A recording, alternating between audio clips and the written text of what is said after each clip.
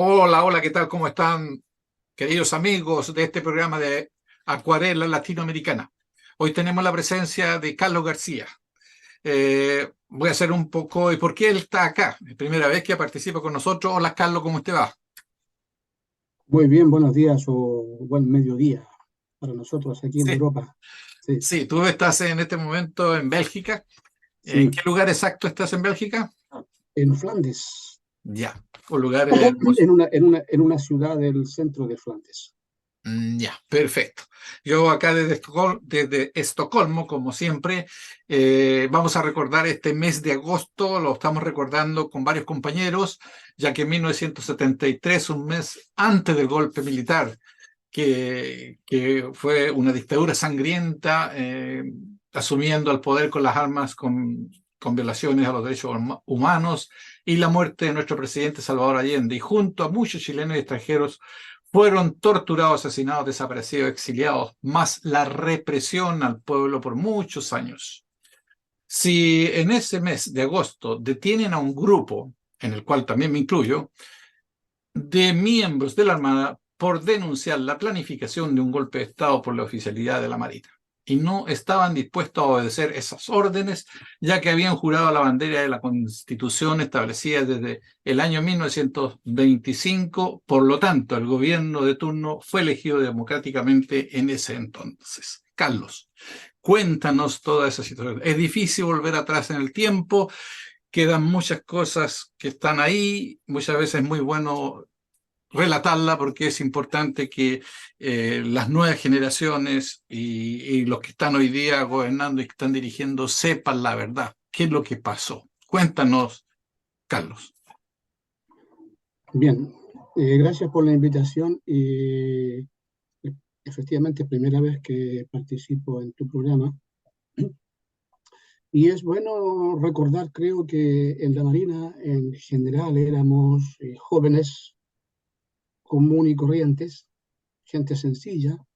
Veníamos del mundo popular, hijos de empleados, de trabajadores campesinos, de trabajadores industriales, de profesores, de profesionales, hijos del mundo del trabajo. Entonces éramos en general gente sencilla y que cultivábamos principalmente la amistad, la camaradería entre los marinos y no se nos pasaba ni por la mente, según yo recuerdo, participar en algún proceso político, pero involuntariamente de a poco nos fuimos incorporando a un proceso político a medida que los oficiales nos iban mostrando que los altos mandos estaban interesados en organizar una maniobra contra el gobierno de Salvador Allende. Entonces, en esa medida, nosotros nos fuimos dando cuenta que al final íbamos a ser utilizados, no preguntados, sino que simplemente utilizados en un golpe de Estado.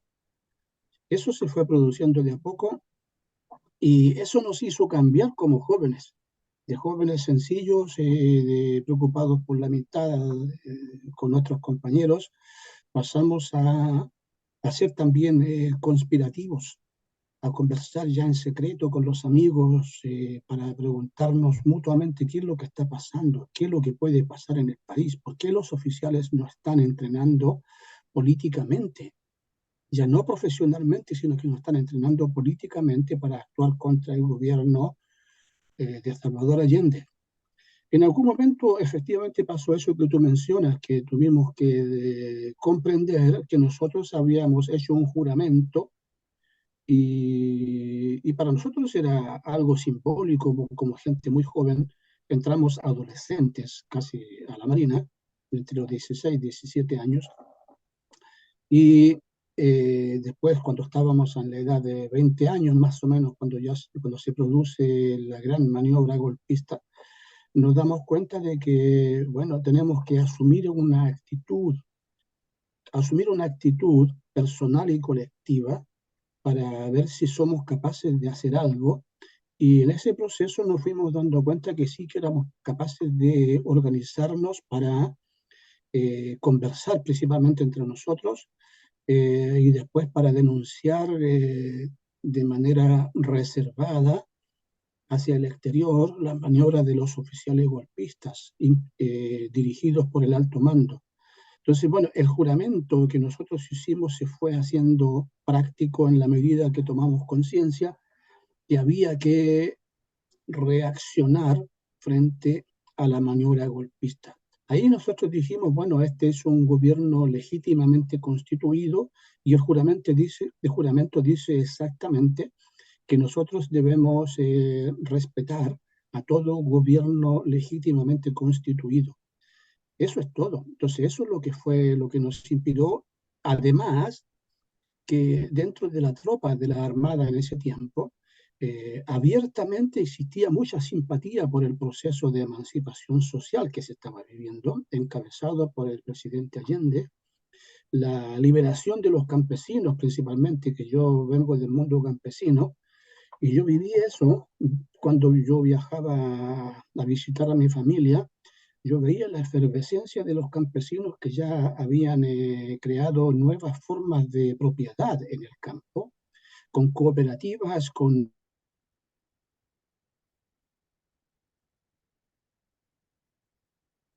más de fondo que le dejaba la reforma agraria una parte de los fondos y la otra parte la transformaban en asentamientos campesinos. Los campesinos ya trabajaron colectivamente bajo la dirección de ellos mismos. Entonces, todo ese proceso, más el proceso de participación de los obreros en la gestión de las empresas, sobre todo de la industria, todo eso fue marcando el comportamiento de la tropa marinera, porque nosotros no vivíamos en una burbuja aislada de la sociedad. A través de nuestra familia, de nuestros amigos, y a través de la televisión, a través de todos los medios de comunicación, estábamos al tanto de todo lo que ocurría en el país. Pero nosotros estábamos efectivamente marginados en el sentido de que institucionalmente no estábamos incorporados al proceso de cambios. El gobierno de la Unión Popular no tomó en cuenta las Fuerzas Armadas para introducir cambios, tal como lo produjo en otros sectores de la sociedad. El gobierno de la Unión Popular no incorporó al mundo militar en su programa. Lo que sí hubo mejoras de salarios, yo lo recuerdo muy bien.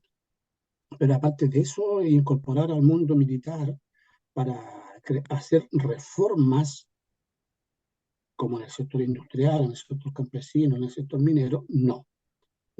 El mundo militar quedó al margen de las reformas y de los cambios sociales protagonizados por la Unidad Popular.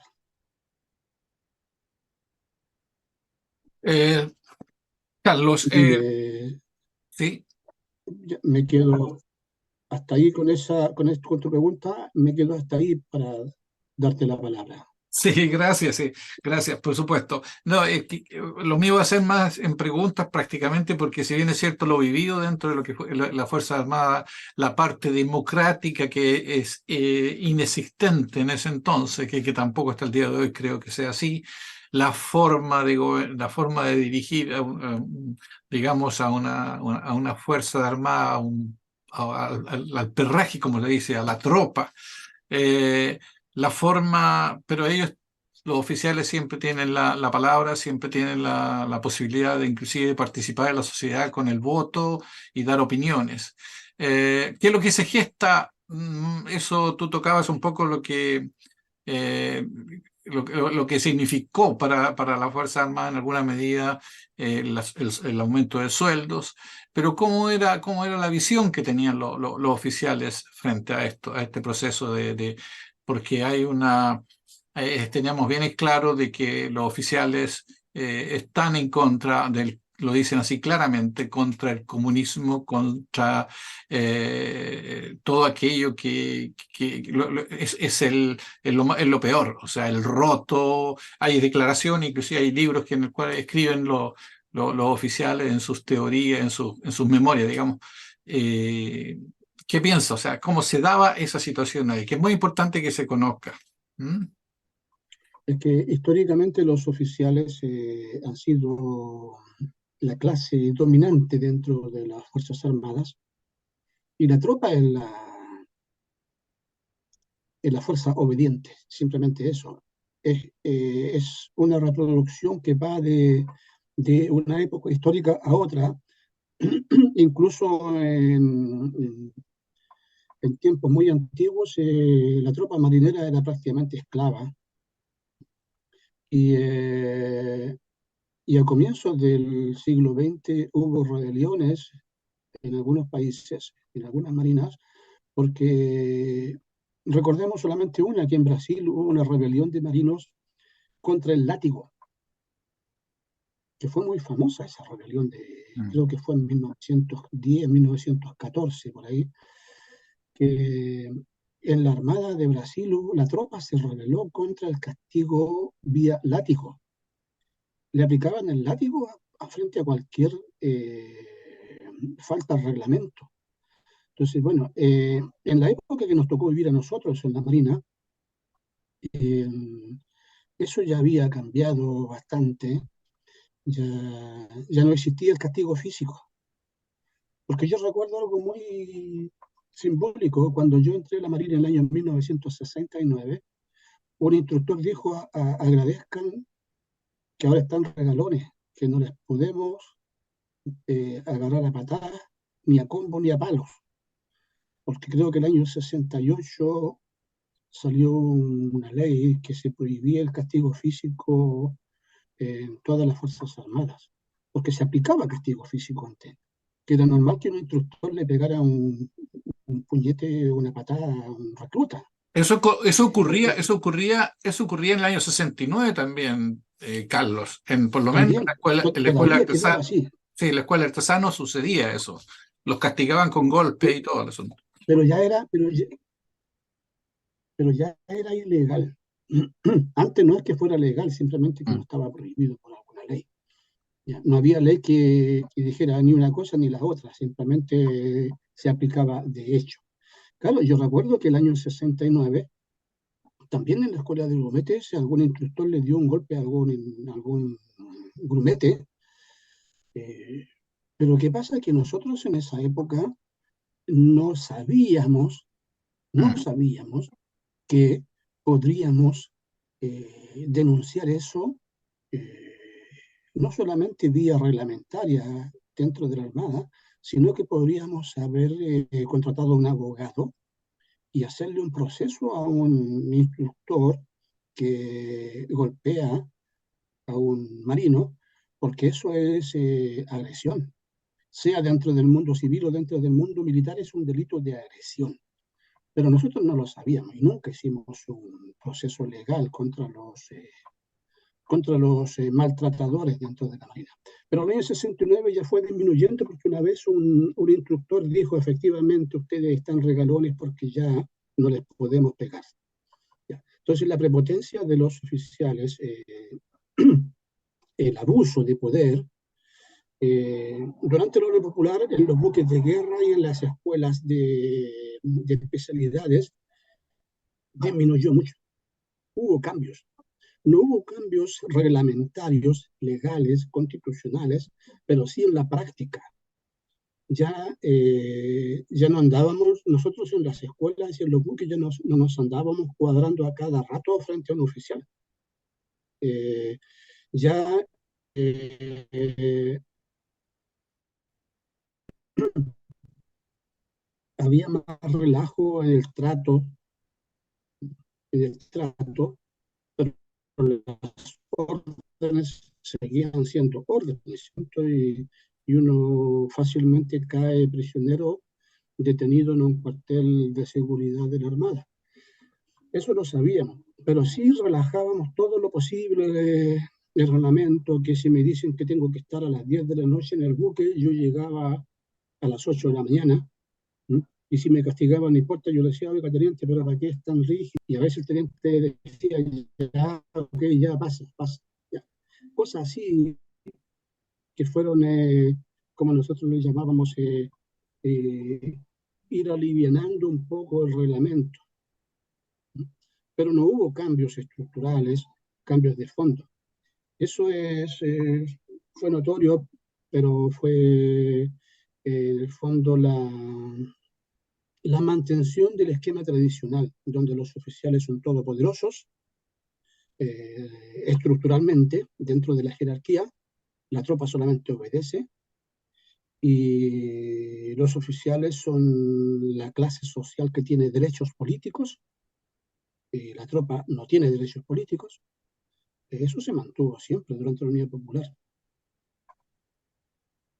Carlos, muchos le dicen que este año de 50 años después de la detención y lo que pasó en la Armada, es un momento histórico, lo dicen por ahí, y muy triste para el pueblo, por supuesto. Hoy día se está sabiendo la verdad de muchas cosas.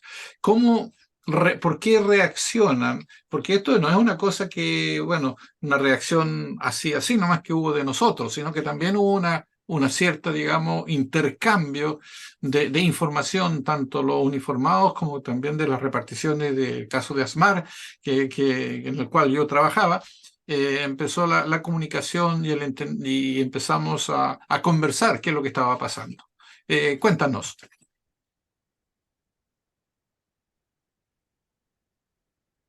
Bueno, no entendí algunos pasajes de tu pregunta, Sí, no, no sé, ahora sí me entiendes. pero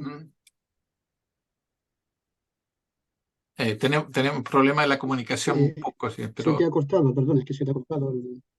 sí. ¿Te puedo repetir nuevamente la pregunta? Sí, por favor, Eh, que el, tiene que ver con el marco de los 50 años. Sí, Sí, es que, claro, a los 50 años es un momento histórico que se dice y triste para nuestro pueblo, digamos, lo que pasó, porque ahí comienza con la detención nuestra, porque nosotros denunciamos esto.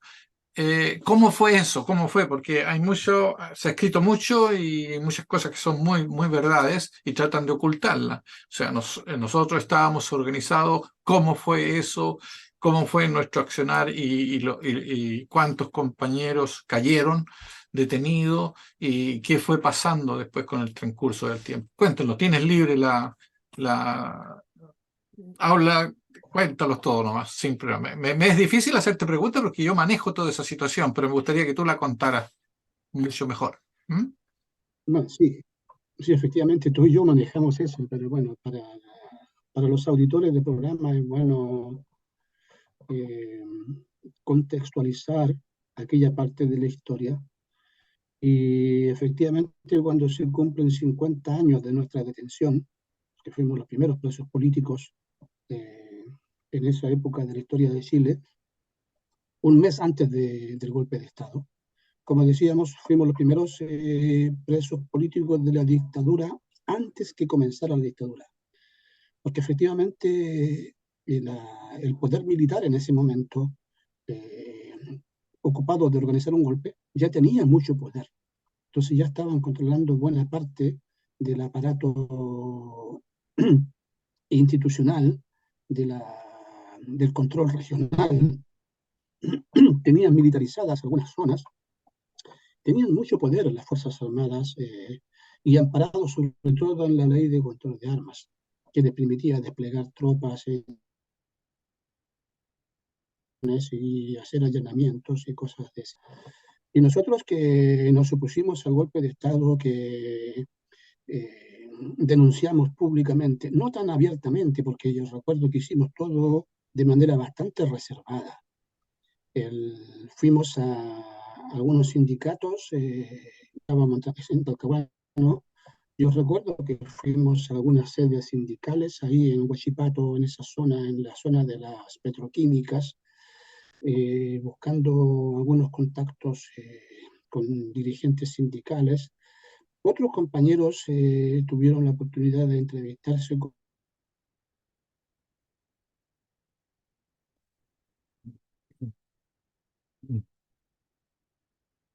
Eh, Se nos ha ido un poco la onda, pero ya se fue un poco el ruido, el audio.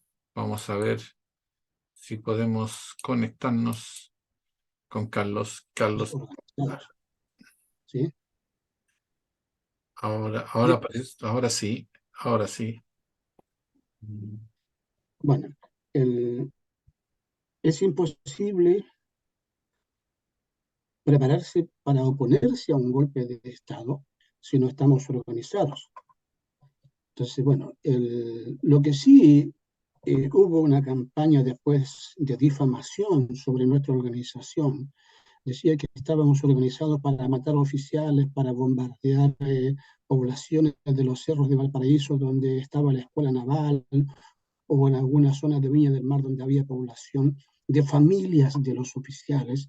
Todo eso fueron campañas de difamación, porque nosotros simplemente estábamos organizados para tomar el control de las unidades navales en caso de que se diera un golpe de Estado y poner todas esas unidades a disposición del gobierno, a disposición del máximo comandante en jefe, que era el presidente de la República. Ese era nuestro plan, y para eso efectivamente estábamos organizados. Entonces, bueno, cuando, cuando detectan el movimiento de los marinos antigolpistas, los oficiales de inteligencia de la Armada hacen seguimiento durante un tiempo que nosotros no tenemos idea. Puede que haya sido después del tanquetazo. Por lo que hemos conversado con mucha gente, es muy probable que los seguimientos y las investigaciones más minuciosas de los servicios de inteligencia se hayan producido desde fines de junio en adelante. Entonces, sí, porque hubo mucho activismo, hubo muchas reuniones de marinos con civiles en los puertos, y también hubo muchas indiscreciones, porque, por ejemplo, algunos marinos íbamos a los liceos nocturnos, y ahí aprovechábamos de conversar con trabajadores del sector industrial que también iban a estudiar en la noche. En los liceos nocturnos nosotros intentábamos completar la enseñanza media. Los obreros también eh, querían lo mismo, y fuimos produciendo un acercamiento entre marinos y trabajadores industriales, y logramos un espacio de confianza para ir conversando, y le pedíamos que transmitieran a sus dirigentes bueno, que los marinos están interesados en que el gobierno sepa que hay un golpe de Estado en marcha. Pero había también indiscreciones, porque, por ejemplo, con un compañero llegamos una vez al liceo nocturno, y había una compañera que estaba de guardia en la puerta, no sé, la llamaban la portera, alguien que estaba controlando el ingreso al liceo nocturno, y dice: ah, ustedes son marinos. Allá al fondo, en una sala, hay una reunión de los marinos antigolpistas. Entonces dijimos: oye, pero es que eso no puede ser. Nosotros, que manteníamos una conducta lo más secreta posible, que una persona ajena a nuestra organización, una persona civil, una funcionaria de un liceo, que nos diga que hay una reunión de marinos, seguramente con alguien del mundo civil, nosotros nos retiramos de ese recinto, porque dijimos: aquí hay algo raro, así que mejor nos fuimos, y nunca supimos qué es lo que pasó ahí. Pero simplemente lo dejamos registrado como una indiscreción grave, ¿no? Después se supone que alguien, entusiasmado por reclutar más gente por el movimiento antigolpista, por ahí metió a alguien que no era simplemente no era de confianza, y en el proceso está que hay un marinero de apellido Araneda que el 5 de agosto se presentó al buque y habló con el oficial, con su jefe, con el oficial de división, y le contó que había participado en una reunión y que se había sentido muy nervioso, muy preocupado porque puede pasar algo grave. Entonces, bueno, él entregó la información de una reunión de marinos en el puerto de Valparaíso o en otra parte, entregó los antecedentes, hay síntomas o señales de que hubo indiscreción, poca rigurosidad. Claro, porque también hay que entender una cosa. En esa época, en esa época estábamos conscientes que vivíamos en un periodo democrático popular y decíamos, cualquier cosa que nos pase, el gobierno nos va a defender, porque todo lo que estamos haciendo es a favor del gobierno, para defender al gobierno. Y había una especie de confianza excesiva en que cualquier cosa que pasara el gobierno nos iba a defender. Es que es bueno, para mí es importante contar eso, porque no solamente la historia o la organización tiene relevancia, sino que también la conducta que teníamos nosotros en ese tiempo, los esquemas de pensamiento, porque yo recuerdo muy claro que en el cuartel Borgoño, al amanecer del día siguiente, después que terminó la jornada de torturas, nos instalaron en un patio nos dieron un jarrón de café. Y bueno, y afortunadamente el día amaneció soleado y pudimos conversar un poco y, y estábamos oficialmente incomunicados, pero un guardia nos permitió conversar en voz baja. Y recuerdo que un marinero dijo, aprovechemos de contar todo.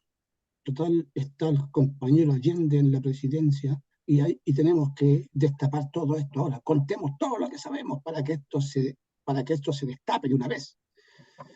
Pero se quedó solo. Los demás nos miramos y dijimos, si aguantamos una sesión completa de tortura para proteger compañeros, para guardarnos información, no íbamos a estar entregando voluntariamente toda la información a los golpistas. Entonces, bueno, le dijimos que lo que él proponía era una locura y que no estábamos dispuestos a hacer algo así. Bueno, pero esas cosas ocurrían porque había una confianza excesiva en alguna gente y que menospreciaban el poderío que tenían los altos mandos militares a esa altura dentro del país, que tenían el apoyo norteamericano y que tenían la alianza con todo el sector empresarial privado. ¿Eh? Porque yo recuerdo que en el crucero Prat, un par de noches, después de las 10 de la noche, aparecían oficiales de alto grado subiendo al crucero a reuniones nocturnas con el mando de la escuadra de guerra. Eso ocurría el año 73. El año 73. Yo estaba en el crucero Prat y una vez me tocó ver, cuando yo estaba de guardia, en la noche, subió el segundo comandante, acompañado de un oficial que tenía grados que creo, así en penumbra pude ver que al menos era capitán de navío norteamericano de la escuadra de Estados Unidos, que estaba en esa época, el 73, la escuadra de Estados Unidos estaba navegando por esa región de Sudamérica. Entonces, bueno,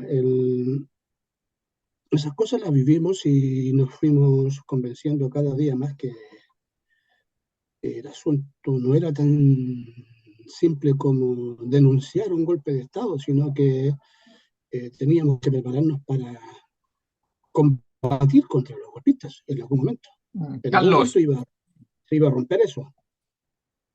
Carlos, fue muy interesante, la hora se nos está yendo. Sabemos que tenemos que comunicarle a los auditores o quienes están viendo este programa que vamos a continuar con Carlos. Esta es una parte, a lo mejor van a ser 2 o 3 partes de todo lo que este testimonio y todo lo que nosotros pasamos durante el tiempo en que fuimos detenidos. Y antes de la detención, ¿qué es lo que pasaba dentro de la Armada? Durante la detención y a posterior. Eh, Carlos, tenemos que despedirnos por esta oportunidad. Esta es la primera parte. De acuerdo. Ha sido un gusto participar contigo en este diálogo y, y con más diálogo vamos contando toda esta historia que tiene mucha relevancia para nosotros y para mucha gente. Y Así, gracias por la invitación. así es, Carlos, gracias a ti, gracias, muchísimas gracias y esperamos la próxima vez. Ansioso del relato en el cual me siento identificado también. Cuesta contar y tienes una fuerza enorme. Te felicito en ese aspecto. Chao, que nos vemos. Gracias. Ya. Hasta pronto. Hasta Chao, pronto. chao. Amables oyentes, un caluroso abrazo fraternal a todos ustedes y nos estamos viendo. Chaito.